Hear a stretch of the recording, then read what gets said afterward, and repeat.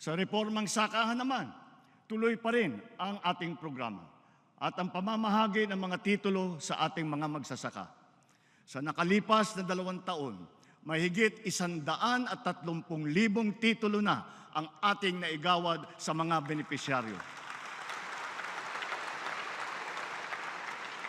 Tuloy-tuloy din at pinabibilis pa natin ang pagkakahati-hati ng Collective Certificate of Land Ownership Award o yung CLOA para sa mga individual na benepisyaryo nito.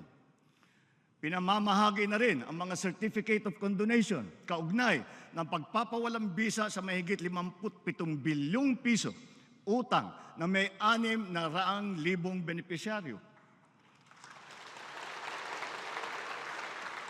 Bukod pa rito, naresolba rin ang mahigit 70,000 mga kaso patungkol sa reformang agraryo.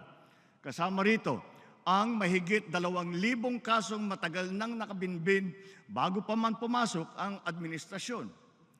Through modernized customs procedures and heightened enforcement efforts, more than 2.7 billion pesos worth of smuggled agri-fisheries products have been seized, preventing them from entering the market and negatively influencing prices.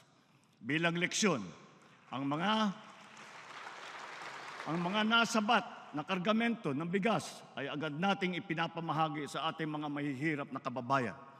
Ganon din ang sasapitin ng lahat ng mga ipupuslit ng mga bigas.